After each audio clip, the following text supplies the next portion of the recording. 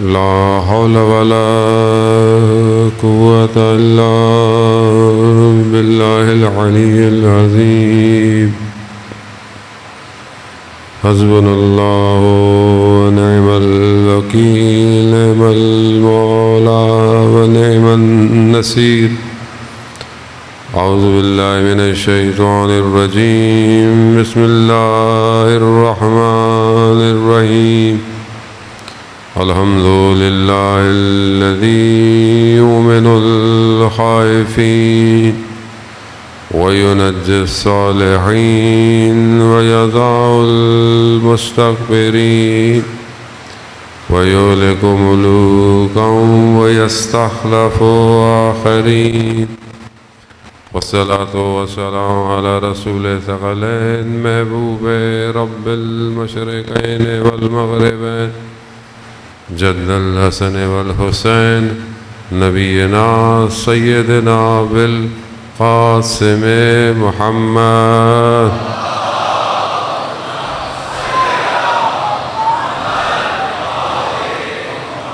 وعلى آله الطيبين الطاهرين المعصومين، لا سيما بقية الله في الأرضين. روحي وأرواحنا لتراب مقدم الفداء، ولعنة الله على أعدائهم أجمعين. بسم الله الرحمن الرحيم. رب اشرح لي صدري ويسر لي أمري واحلل عقدة من لساني يفقهوا قولي. أما بعد، فقد قال الله تبارك وتعالى في كتاب الحكيم والقرآن المجيد: وما خلقت الجن والانس الا ليعبدون. صلوات بھیج دے بابا.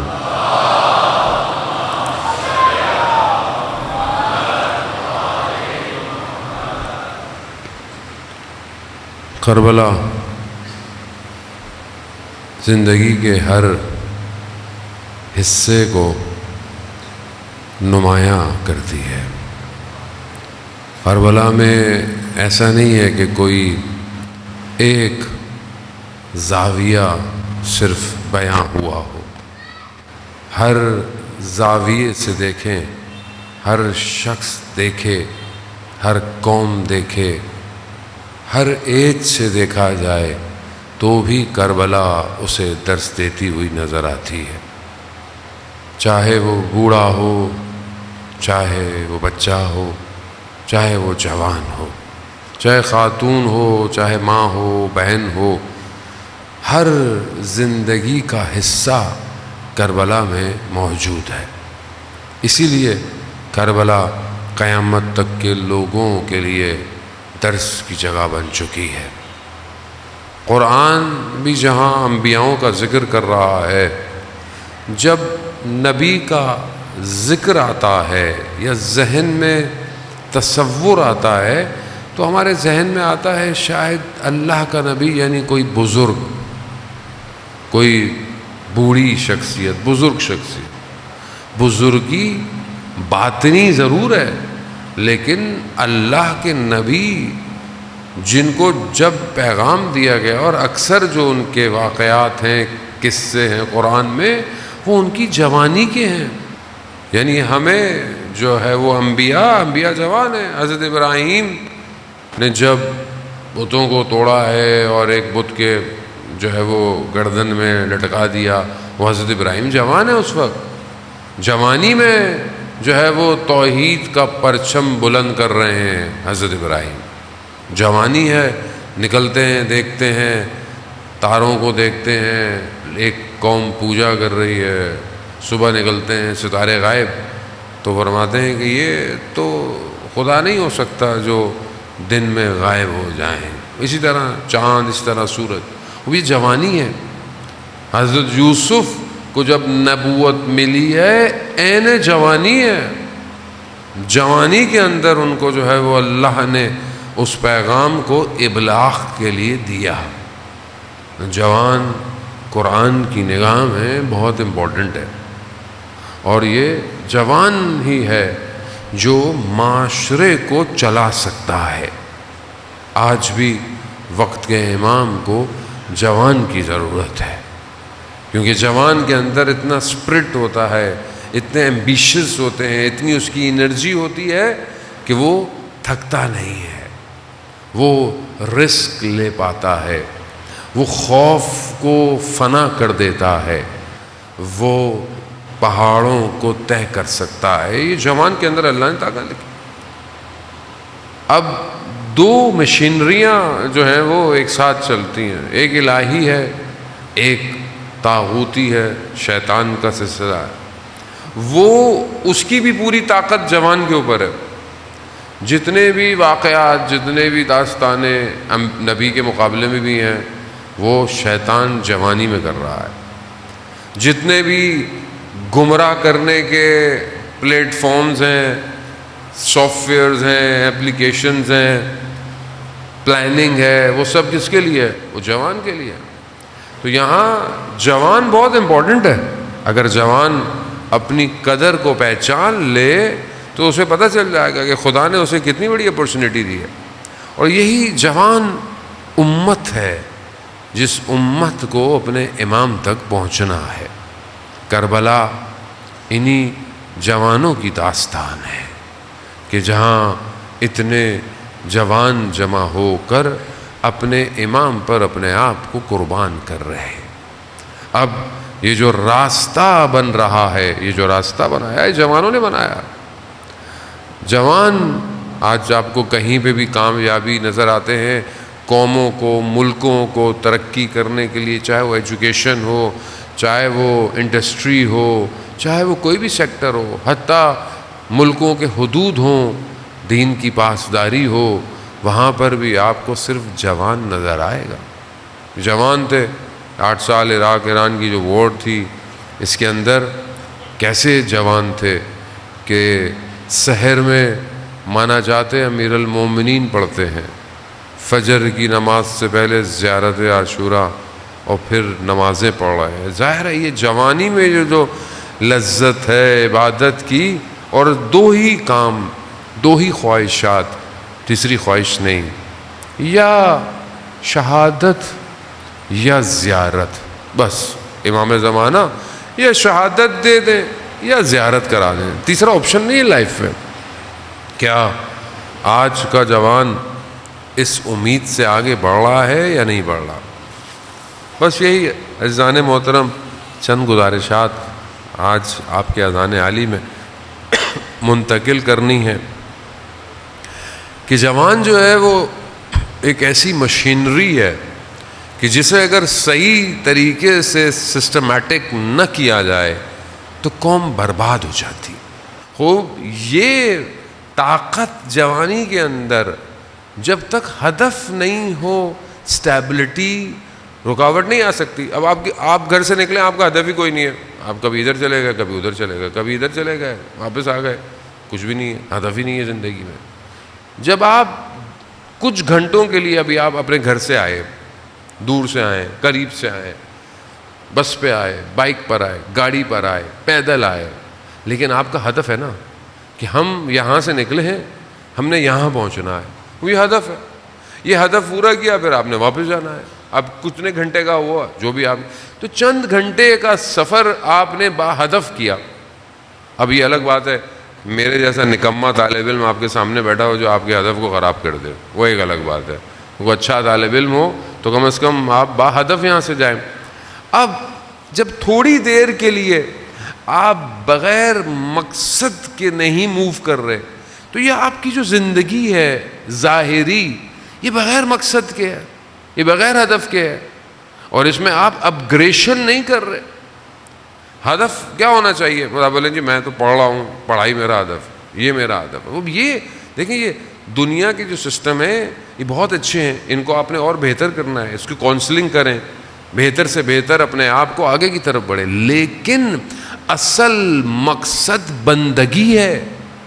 جب تم بندگی کی طرف آؤ گے تو خدا تمہارے سامنے کائنات کو مسخر کر دے گا، کھول دے گا۔ جب تمہارا ارادہ قوی ہوگا، مضبوط ہوگا، تو خدا تمہارے لیے بند سے بند دروازے کھول دے گا۔ جوانی حضرت یوسف، 7 دروازے بند ہیں، سامنے زلیخا ہے، زلیخا اپنا تقاضا کر رہی ہے، وہ مصر آسان نہیں ہے، مصر کا وہ دور، اس میں زلیخا کا کردار، اور اس میں 7 دروازے بند، زبان زد عام پر زلیخا کی زیبائی اور حسن اور جمال لوگوں کو پتا تھا، 7 دروازے بند ہیں، مگر حضرت یوسف نے اپنی عین جوانی میں کہا پروردگار تیری پناہ چاہتا ہوں۔ ہدف، اللہ کے وہ نبی ہیں، تو کیا کہا؟ یوسف گھوم جاؤ، بند دروازے خدا نے کھول دیے ہو۔ اگر ہم بھی خدا کی خاطر اگر کسی گناہ سے نگاہوں کو جھکا لیں تو خدا ہمارے لیے بھی بند دروازوں کو کھول دے گا۔ اور یہ جوان خوب اپنے آپ کو پہچان نہیں رہا، کیونکہ اس کا مقصد نہیں ہے، ہدف نہیں ہے، وہ بیٹھا ہوا ہے، رات کو بیٹھا ہوا ہے، رستے میں چل رہا ہے، بیٹھا ہوا ہے، کبھی انسٹاگرام ایک ختم، دوسرا اس کا پیج، اس کا پیج، یہ ختم ہوا ٹک ٹاک شروع ہو گیا، وہ ختم ہوا، دیکھ یہاں رہتے ادھر دیکھنا شروع کیا، ادھر دیکھنا شروع کیا، یوٹیوب، فیس بک، وہ تو مصیبت ہے بھائی، جتنا اپنے آپ کو اس پہ چھوڑو گے برباد کر دے گا، یہ تو کنواں ہے، یہ تو تمہارے کردار کو کھا جائے گا، برباد کر دے گا۔ آج کا جو ہائبرڈ وار سسٹم ہے، یہ تو تمہارے لیے تو منتظر بیٹھا ہے، یہ تو اصل، یہ تو جس طرح مچھلی کے لیے کانٹا ڈالا جاتا ہے، اس سسٹم نے کانٹا ڈالا ہوا ہے، ایک دفعہ آؤ تو صحیح، کلک تو کرو، پھر دیکھو میں تمہیں کہاں لے کے جاتا ہوں۔ کیسے بچیں گے؟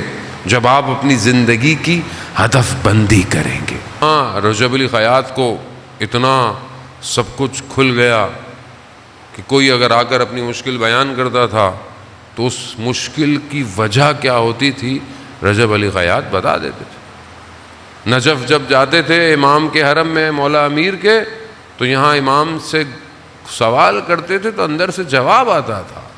اب یہ کیسے ہو گیا کہ ایک شخص دوسرے عالم میں پہنچ جاتا ہے؟ اب یہ جتنا انسان کا بڑا ہدف ہو، مولا متقیان نہج البلاغہ میں کیا فرماتے ہیں کہ انسان اپنے ارادے سے پہچانا جاتا ہے۔ وہ آج جوان کا ارادہ کیا ہے؟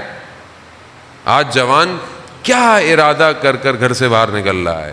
آج جوان سوتے وقت کیا ارادہ کرتا ہے کہ کیا میں تہجد کی نماز میں اٹھوں گا یا نہیں اٹھوں گا؟ اب جس کا ارادہ ہی نہیں ہے تہجد نہیں پڑھنی، فجر بھی ہو گئی تو ہو گئی، نہیں ہو گئی تو خیر ہے، کوئی مسئلہ تھوڑی ہے، تو اس کا ارادہ کتنا ضعیف ہے، اسے پھر کیا ملا؟ لیکن جو باوضو ہو کے سوئے اس نیت کے ساتھ بھی کہ پروردگار میں ضعیف ہوں، کمزور ہوں، مگر میں رات کو تجھ سے باتیں ضرور کرنا چاہتا ہوں، بس نیت کر کے سویا، خدا اس کی ساری رات کو عبادت میں شمار کرتا ہے۔ اب یہ ہدف ہے نا اس کو سونے کا بھی بیکار سو بھی نہیں رہا، یعنی جو با مقصد جوان ہے وہ سونے کو بھی ضائع نہیں کر رہا، باوضو ہو کے سو رہا ہے کہ اگر یہیں موت آ جائے تو کم از کم عبادت میں تو پرواز کروں گا۔ یہاں بہت امپورٹنٹ ہے، کیا دیکھ رہا ہوں، کیا سن رہا ہوں؟ مولانا صاحب یہ سننا جائز ہے، ناجائز ہے، یہ دیکھنا جائز ہے؟ بھائی ہدف کیا ہے؟ یہ جو سن رہے ہو اس کا مقصد کیا ہے؟ یہ جو دیکھ رہے ہو اس کا مقصد کیا ہے؟ کیا یہ مقصد عبودیت کی طرف لے کے جا رہا ہے؟ بسم اللہ۔ اور اگر کوئی چیز خدا سے دور کر رہی ہے فوراً چھوڑ دو۔ خدا کے معاملے میں کسی چیز سے کمپرومائز مت کرو، کیونکہ ہمیں نہیں پتا کہ کیا پتا اسی انحراف میں ملک الموت روح نکال کے لے جائے۔ کیا کرو گے پھر؟ بیٹھے رہو گے۔ اب یہاں نفس، ارادہ، اب کیا ارادہ ہے ہمارا؟ ہم مجلس عزائے حسینی میں آتے ہیں، ہمارا مقصد کیا ہے؟ ہمارا ہدف کیا ہے؟ ہم امام حسین تک پہنچنا چاہتے ہیں یا نہیں چاہتے؟ کیا ہم نہیں چاہتے کہ ہم اپنے امام کے کاروان میں نہیں مولانا صاحب ہم کہاں اور وہ کہاں؟ کون وہ کہاں؟ ظاہر ہے آپ اصحاب سید الشہداء جیسا تو کوئی بھی نہیں ہو سکتا، اس راستے پہ تو چل سکتے۔ مولانا ہم کہاں اور 313 کہاں؟ 313 کون کہہ رہا ہے بھائی؟ 313 تو ڈیفائنڈ ہے، 313 کے نیچے بھی تو سیٹ اپ ہے کہ نہیں ہے؟ کیوں اپنے آپ کو اتنا کمزور کر رہے ہیں کہ میں کچھ نہیں کرتا؟ مجھے بعض جوان بہت خوش قسمتی ہوتی ہے، میں اپنے آپ کو بھی مثلا بعض اوقات دیکھتا ہوں کہ یہ جوان مجھ سے بہت اچھا ہے جو اتنا اسٹرانگ کہتا ہے کہ میں امام کے لیے اپنی زندگی گزار رہا ہوں، میں چاہتا ہوں میں امام کے لشکر میں شامل۔ وہ ارادہ تو کر رہا ہے، جب ارادہ کرے گا تو خدا اس کے لیے اسباب بھی کھولنا شروع کر دیتا ہے، راستے کھولتا ہے۔ ہدف، مقصد بہت ضروری ہے عزیزان محترم۔ اب جوان اپنی جوانی میں دیکھیں کیسے لوگ، کتنے لوگ وقت کے امام کے ساتھ ایسے ہیں کہ جو امام کے ساتھ رہتے ہیں۔ ایک شخص کہتا ہے کہ میں اس زمانے میں کوئی وبا تھی، بیماری تھی، میں مکہ میں جیسے ہی داخل ہوا لوگ وبا کی وجہ سے گر رہے تھے، مریض تھے، میں داخل ہو گیا اور شہر کے باہر پابندی تھی۔ پہلے زمانے میں جب کسی شہر میں وبا ہوتی تھی لوگوں کو باہر نہیں نکلنے دیتے، وہیں پر باہر بندے، اور میری حالت خراب۔ اسی حالت میں میں نے توسل کیا تو میں نے دیکھا کہ ایک شخص آیا اور اس کے ہاتھ میں کوئی برتن میں کوئی کھانا تھا، اس نے اپنے ہاتھوں سے مجھے کھلایا۔ جیسے ہی ایک نوالا میرے وجود میں گیا تو میرے وجود میں طاقت آ گئی، ذرا سی مجھے طاقت آئی تو میں نے کہا کہ میں یہاں سے جانا چاہتا ہوں۔ انہوں نے کہا کہ میرے ساتھ چلو۔ میں نے کہا پہرے لگے ہوئے ہیں۔ انہوں نے کہا کہ چلو، پہرے لگے ہوئے، لیکن جنہوں نے پہرا لگایا وہ ہمیں دیکھ ہی نہیں رہے، شہر سے باہر مجھے پہنچا دیا۔ جاتے وقت میں نے ان سے پوچھا کہ آپ کون ہیں، آپ اپنا نام؟ انہوں نے کہا کہ جب تم شہر میں داخل ہوگے تو جو تیسرے شخص سے ملو گے تو تمہیں بتائے گا کہ میں کون۔ اب یہ اسی اضطراب میں خیر گیا اصفہان کا رہنے والا تھا۔ رات میں جب شہر میں داخل ہوا ایک دو لوگوں سے ملا تو تیسرا شخص جو تھا وہ شہر کا داروغہ تھا جو رات کو شہر کی نگہبانی کرتا تھا، مطلب عام سا لوگ۔ اب یہ بڑا پریشان کہ یہ عام سا آدمی اس آدمی کے بارے میں کیا بتائے گا، کہ اس شخص نے مجھے بولا کہ وہ جو شخص تمہیں ملے وہ وقت کے امام تھے۔ اب یہ عام آدمی کوئی نہیں ہوتا، چاہے انسان موچی ہو اصفہان کا یا طلائیاں سینے والا تہران کا، اگر ارادہ بلند ہو تو وقت کا امام خود ملنے آتا ہے، خود ملنے آتا ہے۔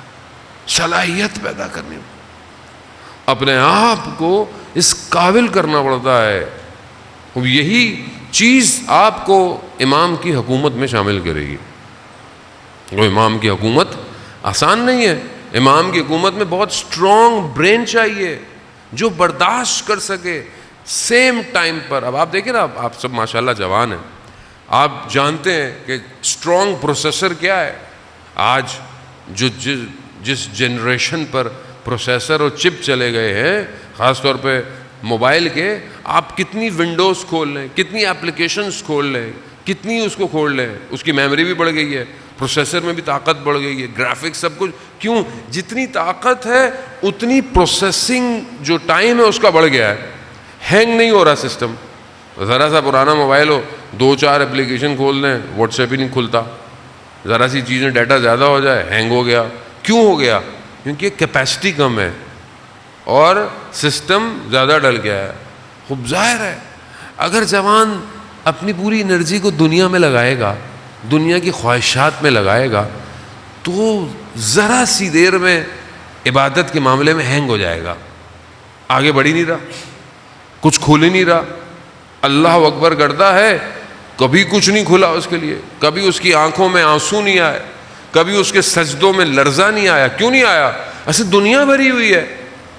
دنیا جب اندر ہو تو ہمارے مرشد کہتے تھے جب تک تمہارے وجود میں شکم میں دنیا کی چیزیں ہیں، تمہارے اوپر آسمان کے راز آشکار نہیں ہو سکتے۔ تو آپ جتنا دنیا کو ڈالیں گے آپ ہیں گے۔ آپ اپنے آپ کو آزاد کریں، اپنے ذہن کی وسعتوں کو وسیع کریں، اور یہ بغیر پریکٹس کے ممکن نہیں ہے، پریکٹس کرنی پڑے گی۔ اور پریکٹس تبھی ہے کہ جب آپ کلام الہی کو اپنے اندر پیوست کریں گے. آپ سوچیں گے میرا برین بہت شارپ ہو جائے, میں زمین اور آسمان کے ملاکوت دیکھنے لگ جاؤں, ممکن نہیں ہے جب تک آپ اپنے وجود کو لمس نہیں کریں گے کلام الہی سے. کلام الہی نور ہے عزیزان محترم. قرآن جنت کے درجے قرآن کی آیتوں کے برابر ہے. جتنا, اس کا مطلب یہ نہیں کہ جس نے قرآن جتنی آیتیں پڑھی ہوں گی اس کے اتنے درجے ہیں, نہیں, جتنا قرآن کی آیتیں آپ کے وجود پر تاثیر کریں گی اتنا بہشت میں درجہ آپ کا بڑھتا چلا جائے گا. کتنی آیتوں نے ہمارے وجود پہ تاثیر کیا ہوا ہے مجھے آپ بتائیں. کبھی ہم قرآن پڑھتے ہیں, انشاءاللہ کہ پڑھتے ہوں گے, جیسا کہ آپ نے سنا کہ سویڈن میں جو واقعہ پیش آیا, قرآن کے ساتھ اہانت کی گئی, اس کے بعد ڈنمارک میں. بہرحال یہ دشمن اپنی طرف سے شاید کوششیں کرتا ہے کہ مسلمانوں کو چیک بھی کرتا ہے کہ یہ ان کے اندر کتنی غیرت باقی ہے. اور بہرحال مسلمانوں میں غیرت بہت ہے. یہ ہم تو حکم کا انتظار کر رہے ہیں, ہمیں حکم آ جائے تو ہم پتہ نہیں کیا کر بیٹھے. یہ تو ہم اس لیے خاموش ہیں کہ غیبت کے پردے میں وہ ابھی ہمارا انتظار کر رہا ہے. وہ جس دن آیا یہ بندے کیا پوری حکومتیں روئی کے گالوں کی طرح اڑ جائیں.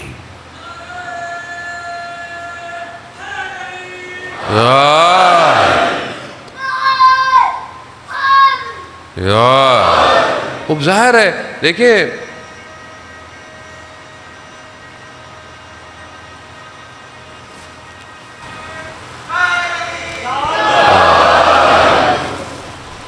اب آج کے دور میں وہ قرآن کی جس طرح انہوں نے بے حرمتی کی, خدا لعنت کرے ان سب کو.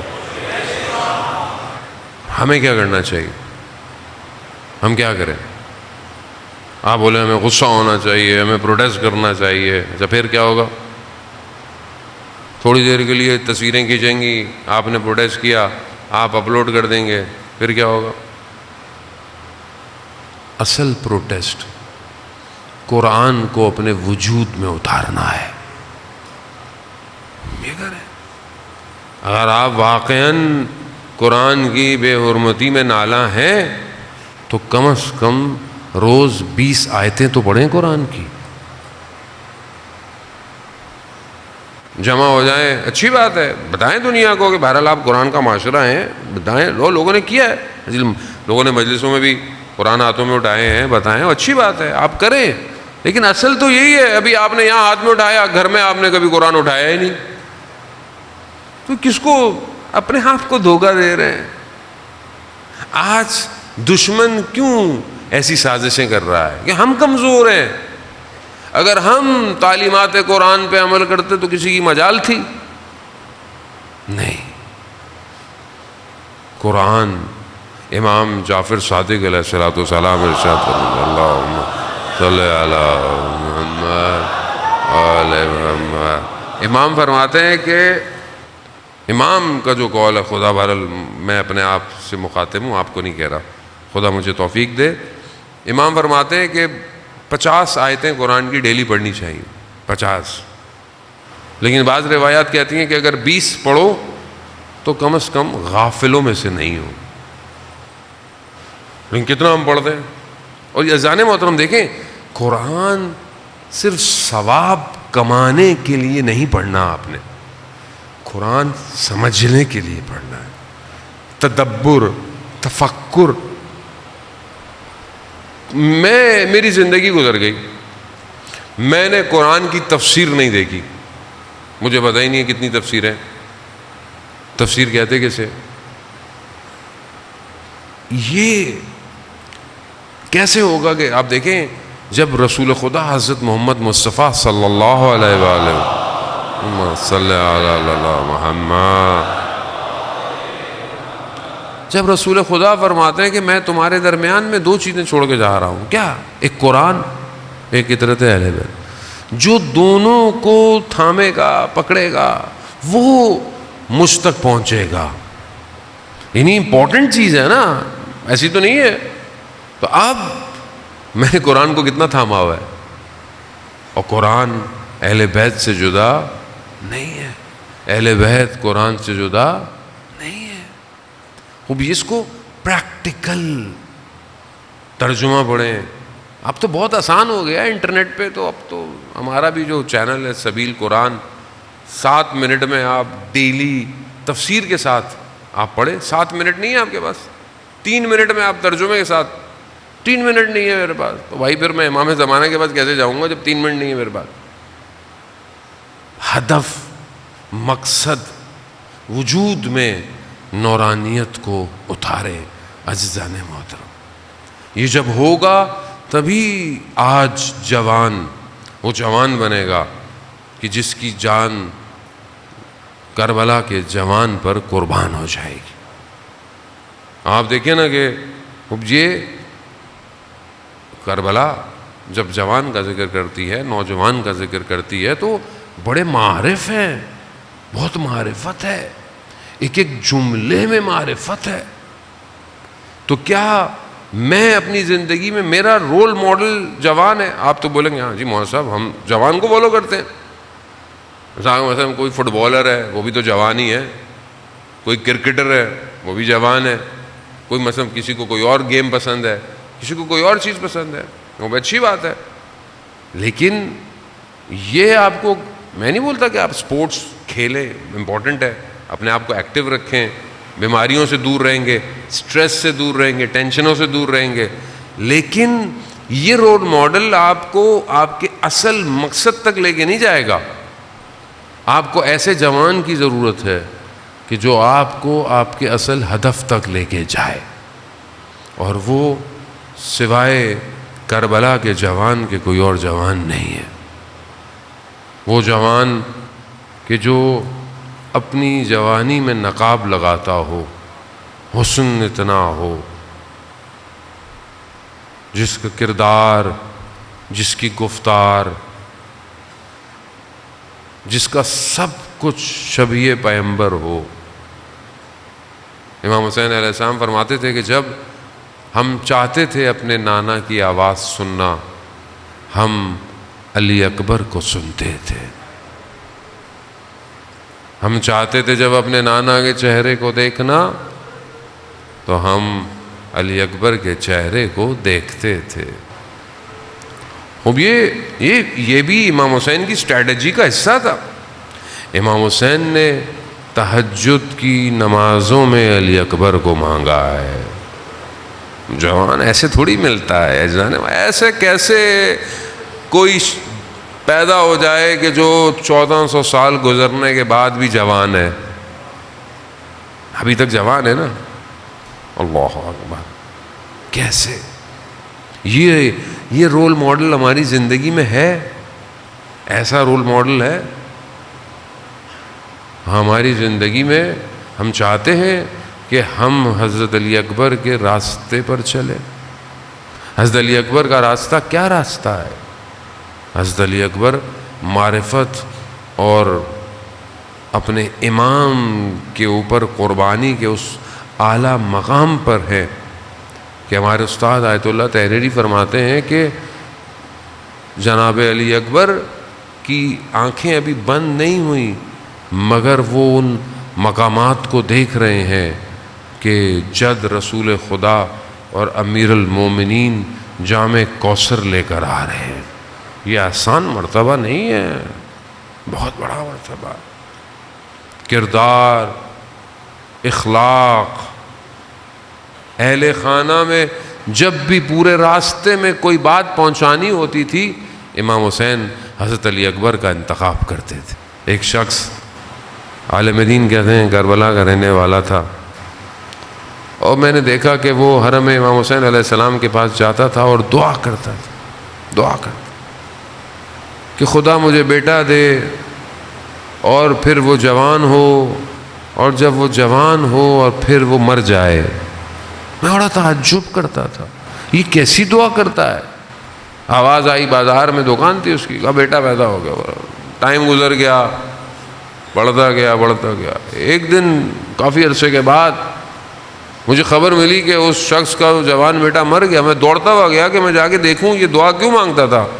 تو میں نے کیا دیکھا، وہ اپنے جوان بیٹے کے لاشے پر گرا پڑا ہے.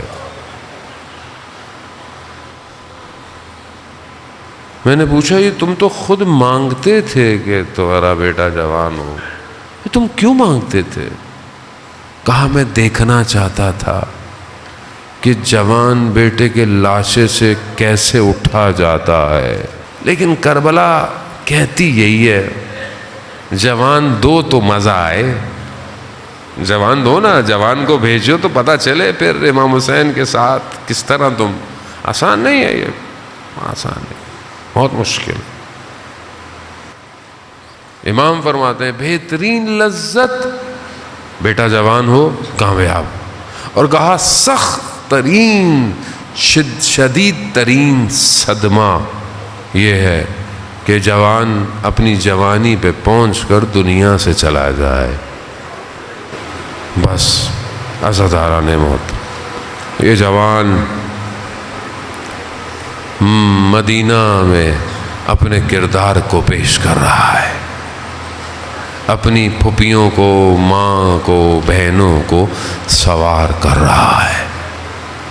کتنا خوبرو جوان ہے، شکل و صورت میں بھی پیغمبر کی طرح ہے. کتنا آسرا ہے یہ بچوں کا، کتنا آسرا ہے یہ اپنی چھوٹی سی بہن کا. بس یہ راستے طے کرتا کرتا جوان ایک ہی راستے میں دیکھا کہ بابا اچانک سے اٹھے، آنکھ لگی ہے اور کہہ رہے ہیں انا للہ و انا الیہ راجعون. کہا بابا کیا ہوا، آپ کے زبان پر یہ کلمہ کیوں جاری ہو گیا؟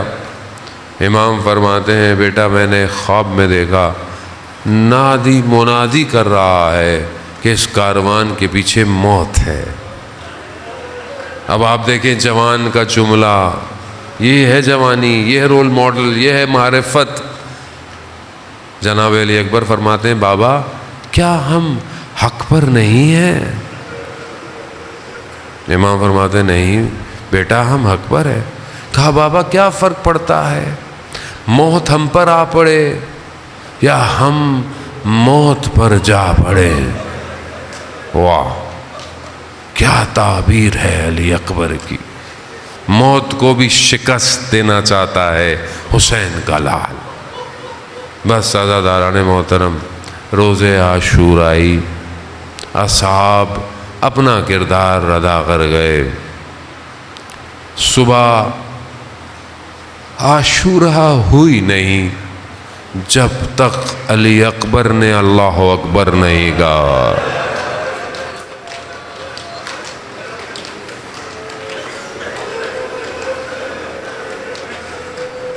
امام حسین اپنے جوان کو اذان دیتا دیکھ رہے ہوں گے، اللہ اکبر اللہ اکبر. امام حسین دیکھ رہے ہوں گے یہ کڑی الجوانی کی آخری اذان. اہل حرم سن رہے ہوں گے اشہد ان محمد رسول اللہ، یا رسول اللہ یہ آپ کی نشانی. اللہ، یہ اذان جو آج تک گونج رہی ہے یہ علی اکبر کی. بغیر علی اکبر کی اذان کے خدا نے بھی روز عاشورہ کے سورج کو طلوع نہیں کیا. علی اکبر علی اکبر. بس روز عاشورہ آئی، حسین جیسا مہربان کریم کوئی نہیں، جس نے قربانی دینے میں سب سے پہلے اپنا جگر پیش کیا. پہلا بنی ہاشم. اللہ اکبر. خیموں سے رخصت طلب کرنے گیا. ذیشان حیدر جوادی پڑھا کرتے تھے، خدا ان کے درجات بلند فرمائے. روز عاشورہ ان کا انتقال ہوا. کتنے باب معرفت تھے. روز عاشورہ مجلس پڑھ رہے تھے عاشورہ کی، اور کہا کہ یہ کناتیں مت ہٹانا، جانتے تھے کچھ گھنٹوں کے بعد مر جائیں گے۔ اللہ اکبر، کمال ہے۔ پڑھتے تھے کہ جب علی اکبر خیمے سے نکلنا چاہتے تھے نا تو خیمے کا پردہ ہٹتا تھا پھر گر جاتا تھا، پھر ہٹتا تھا پھر گر جاتا تھا۔ تو کہا دیکھا ایک چھوٹی سی بچی ہے جو بھائی کو لپٹے ہوئے ہے،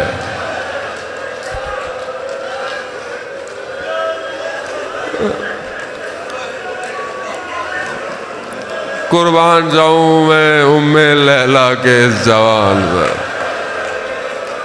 چھوڑ نہیں رہے علی اکبر، تم گئے تو پھر کون؟ آسرا ختم ہو رہا ہے۔ مگر تقدیر الہی علی اکبر آئے۔ اللہ، کس طریقے سے امام نے علی اکبر کو رخصت کیا۔ مشہور جملے ہیں، آپ سنتے رہتے ہیں۔ امام نے جناب اکبر سے کہا اکبر بیٹا، جتنا ممکن ہو سکے مڑ مڑ کے مجھے دیکھتے جانا۔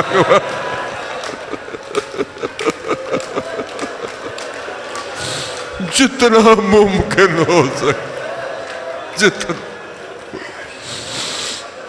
حضرت علی محترم، کاش آپ کا کوئی جوان بیٹا ہو۔ میرا بیٹا جوان ہو رہا ہے نا، میں دیکھتا ہوں اسے،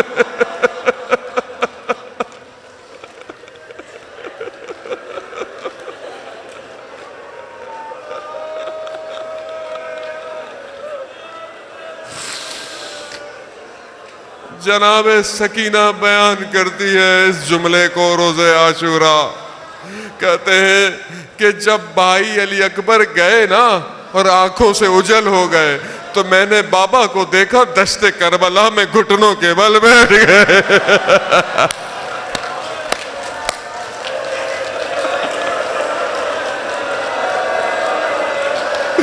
اب نہیں آئے گا اکبر، بڑی امید ہے اکبر، بس اکبر گئے۔ حیدر کرار کا پوتا ہے، جنگ لڑی عباس کا شاگرد، دشمن کو تہز رہز کیا۔ پیاس کی شدت، اکبر واپس آئے۔ کیا کہا؟